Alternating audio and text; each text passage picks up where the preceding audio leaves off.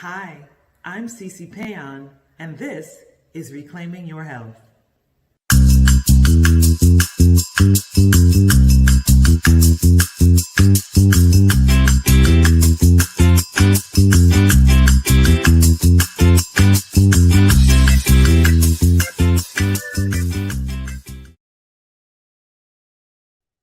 Good evening, everyone, and welcome to Reclaiming Your Health.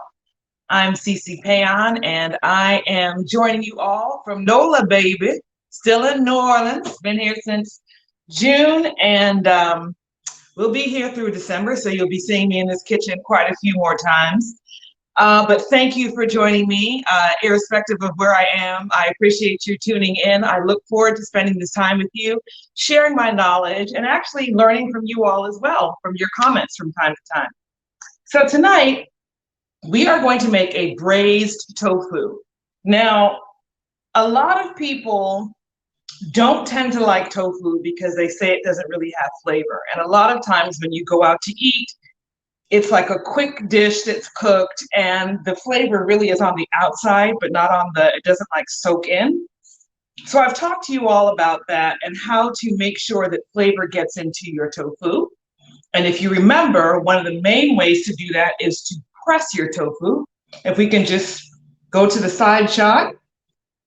When you get your tofu, now this only works for firm, extra firm, super firm. If you have soft tofu, you're wasting your time. You're basically going to press it into an oblivion. But if you get a firm or extra firm tofu, what you want to do is you want to take it out of the package. You want to slice it, put it in between two clean kitchen towels, and put something weighted on it, like a cast iron pot, or you can take a cookbook and put a frying pan on top of that, something like that that's going to put pressure on it and it's going to squeeze out all the water. The reason you want to do that is when you squeeze out all the water, it leaves room for whatever you're cooking for those seasonings and that flavor to go in your tofu. Now, I usually press mine out for a minimum of about 45 minutes, and that's what I did with this one. That's why it looks like this. The other reason why it looks like this, I want you all to take a look. You can go to the forward shot now. This is a high protein, super firm tofu. I actually got this from Whole Foods. And the reason I bought this is because one of the jokes in the plant-based world is people are always obsessed about where do vegans and vegetarians get their protein. There's protein in every single fruit and vegetable out there at varying degrees, legumes, beans, all of those. And if you're consuming a healthy amount and a varied amount of different types of food, you're going to get your protein in. But if by chance you feel like you want a super duper portion of protein, this particular product has 14 grams of protein per serving, okay? And there's 5 servings in this pack. And I would say that it wouldn't be hard to get through this in 2 days. So this is a great means of getting plant-based protein in your system. And for those of you who are concerned about estrogen, this is phytoestrogen. So it's not going to affect you whatsoever if you have had any kind of breast cancer issues or anything like that. This is plant estrogen, and it affects your body completely different. So that is one of the main ingredients tonight. And when I put together the recipe, I was trying to think about what to tell you all. And braised tofu is something that is very popular in Asian cuisine. So that's the angle that I'm going in tonight. But like a lot of my recipes, you use whatever seasonings you want to. You have your basics, like you have your pressed tofu. You're going to have your alliums, you're going to have your garlic and your onions, your bell peppers. I'm going to use some broccoli, some snow peas, and some snap peas and some carrots. But if you wanted to do this like Italian style, you could use fresh basil, and you could use sun-dried tomatoes and your peppers and your onions, and you could add some fresh oregano or Italian seasoning. If you wanted to take this to like an Indian style. You would use cumin, you could use garam masala, you could use a little curry. There's so many different ways. You can make a barbecue braised tofu. You can use barbecue sauce and, liquefy that with a little bit of broth and make that your braising liquid. There's so many different ways to go. I'm showing you one way, but always play around with it. Play around with it. It's great to do that. You discover some great things that way. Here's a tip I want to give you all tonight. You all are always complimenting me on how beautiful my dishes look. Well, I'm honored. I know they taste good, and I really work at making sure they look good. And one of the things I wanted to talk to you all about tonight is how to make sure that your dish looks as appetizing as possible. One of the things that I do is I blanch my veggies. See that? So when you blanch your veggies and then you shock them in cold water, they're beautiful, they're crisp, they're bright in color. They don't take on that kind of overcooked pale green look. They stay vibrant. So what I always do with my veggies before I do any of my dishes is I get a big pot of water going. You can salt the water if you want to. You don't have to. I put it in there for about 30 to 45 seconds. In the meantime, I have a big bowl of ice water. I put this in the hot water, and once I see that color start to come up, I take it out and I put it in the ice cold water, let it completely cool down, and then I put it in a strainer or a colander. And this is what you end up with. Beautiful, bright, crispy, still has crisp to it. So when I cook it later on, it's going to maintain some of that crispness, and it's going to maintain that beautiful color. So I have some of these beautiful carrots. I did the same thing with them. I have some snow peas and some sugar snaps that I did that with. And you're going to see how it all comes together. So let's talk about the ingredients. Again, very, very simple. One of the things that I love to use when I make my braising liquid is I love to use low sodium broth, vegetable broth. So I have that here. I have some ginger and garlic puree. See that? I have a little bit of sesame oil. I have a little agave. You don't have to use these things. This is just a flavor profile I'm using this evening. I have some low sodium soy. I even have a little tamarind paste. My island people know about that. We've got our onions, our bell peppers. This is very simple, but it's very delicious. Now, if you want to kick up your flavor even more, what you can do after you have pressed your tofu is you can marinate it, because that's also going to give it more flavor. But this dish is definitely on the lighter side in terms of flavor. There are some people that don't like overly seasoned food. I come from a home, West African, West Indian, where we season everything. Eggs were seasoned with, we had tomatoes and onions and garlic and all kinds of stuff in our eggs. I literally never had a plain egg growing up. But there is a place for simple foods. And so that's where this dish is coming from tonight. So what I'm going to do now, after this has been pressed out, I am going to cut it up. Let me turn on my stove. I want to get that pan good and hot. And I'm not going to cut this too small, because I don't want it to, I don't want it to fall apart. So I'm just this is going to be like in 9 pieces. And it's going to be easier for me to handle too, because I have to kind of pan fry this.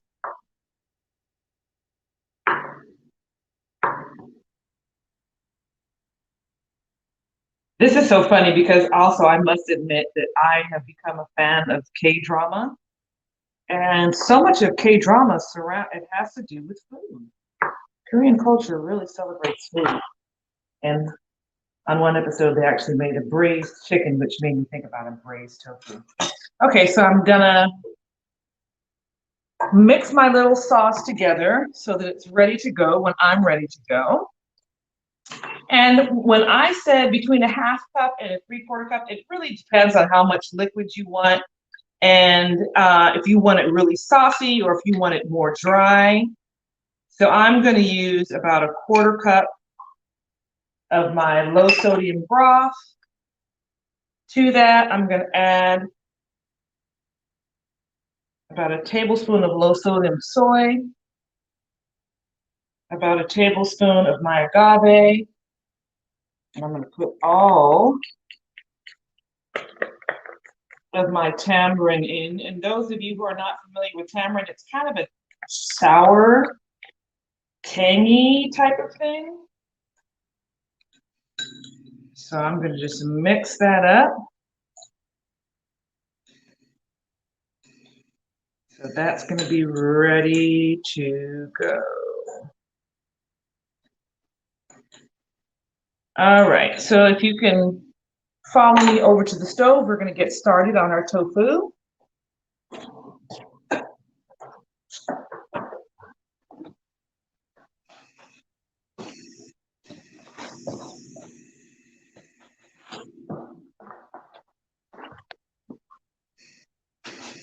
Okay, so I've got my pan going. I'm going to use a little bit of my sesame oil. This is a nonstick pan. I've talked to you all about nonstick pans. If you're going to use it, make sure you use utensils that are not going to scrape away the coating. I'm sure that's not what the people that made these pans intended. So I'm just placing these in here.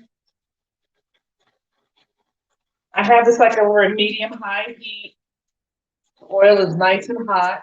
You can also use a spray if you would like to, if you're trying to be really mindful of the oil you take in. But this really is a negligible amount because this is about 5 or 6 servings here.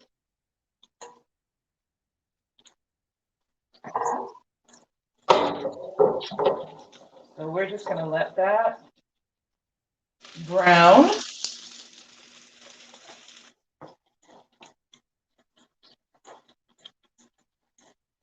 There's so many different beautiful contributions from around the world when it comes to food. And you know, growing up in the Seventh-day Adventist tradition, I think I shared with you all last week that I went to a school where there were Filipinos and Samoans and El Salvadorians and Haitians and Jamaicans, and there was me who was West Indian and West African, Panamanians, Costa Ricans, Russians. And San Francisco on a whole at that time was such an incredibly diverse city. And you know, lunchtime was like the greatest thing. We were exposed to so many things. You could be a finicky kid if you wanted to, I guess, but it was such a awesome experience to go to that school. And then later on, I went to Monterey Bay Academy and again was introduced to and exposed to so many different things. And I'm so grateful for it. And I'm sure that has had a lot to do with why I love food the way I do, and I'm so curious as I am. Okay, so this is brown. So I'm gonna start flipping these over. Got nice and crispy. This is almost kind of like if somebody who's familiar with cooking meat, and when you are doing your meat and you want to kind of sear it, it's kind of the same process, except without the artery clogging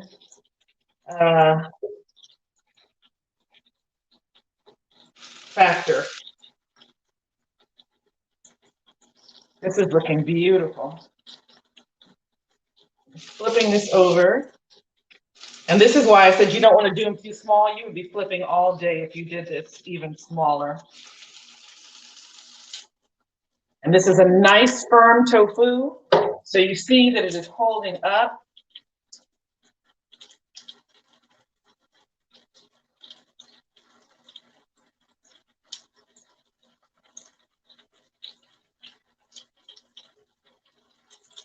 All right.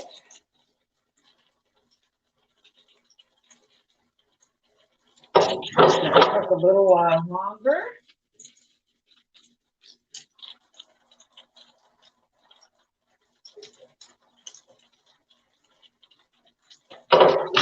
You know, there's a lot of times you can just buy a sauce that is, you know, ready to go.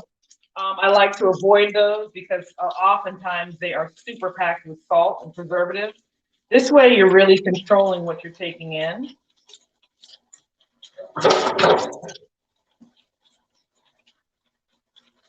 We're gonna let that go a little while longer, and then I'm gonna get my other things ready to go.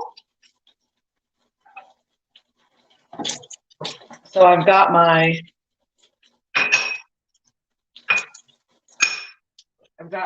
onions. I've got about a half of a large onion. I've got some bell peppers here. You can see those. My onions.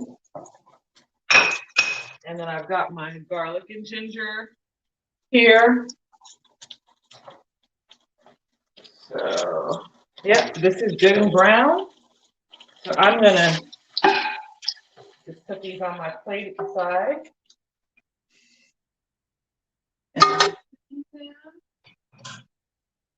And drop my onions in there, my bell peppers in there, my garlic and my ginger.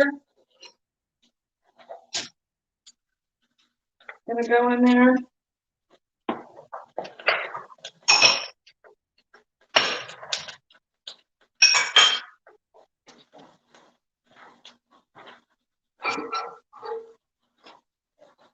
All right. So we're just gonna let this. We're not gonna cook this long because this is actually gonna cook down in the braising liquid a little bit.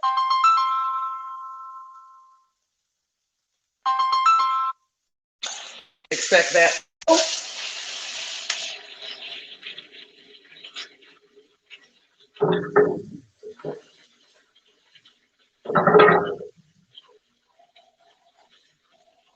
Okay. I'm going to add my blanched veggies.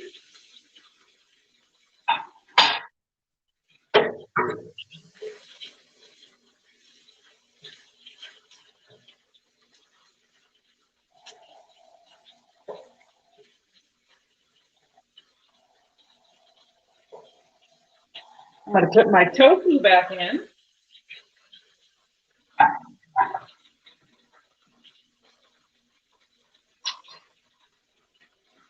And now I'm just going to add my braising liquid. Turn my temperature down a little bit and just work this through. Smells divine.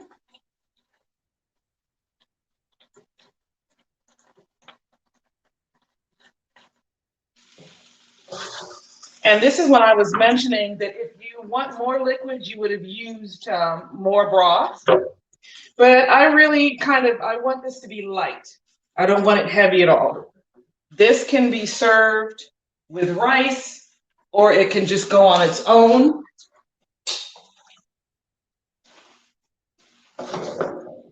But it smells wonderful. And look at how bright and crisp. Let's lift this up. Look at how crisp and beautiful and bright those vegetables look. That's the key to blanching ahead of time. If you want to wow your guests with a delicious dish that also looks good, this is how you do it. And that sauce is thickening up a little bit.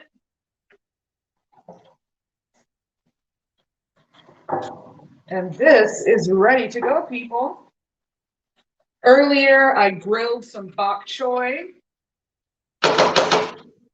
So let's go back over to the counter and we're going to plate.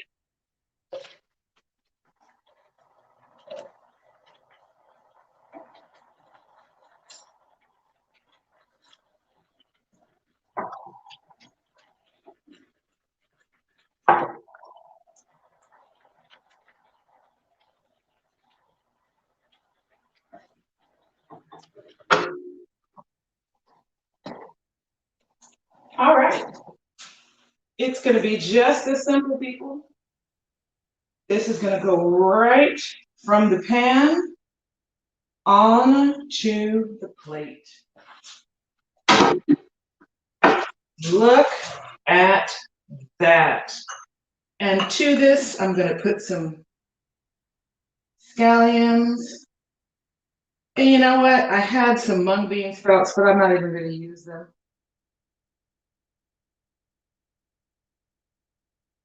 This may look fussy to you all, but I can promise you all of these components play into the final flavor of this dish. So ladies and gentlemen, oh, this was a quick one tonight. This is 20 minutes. Here is our braised tofu. We've got baby broccoli in there. We've got carrots. We've got bok choy, spring pea, snow peas, snap peas, some extra firm, super nutritious, high protein tofu, and a beautiful sauce that's featuring low sodium soy, some low sodium vegetable broth, a touch of agave, and a little bit of tamarind. There you have it. This would be beautiful. This would be beautiful on a table for Thanksgiving. This is something that you can fix for your your vegetarian or vegan family members, and they will not feel like they missed a thing. Let's go to the other camera. Look at that. Doesn't that look delicious? Can you imagine this with some like a nice scoop of brown rice? Delicious. Thank you all for joining me on Reclaiming Your Health. We will see you next week with more nutritious, delicious food. Bye-bye.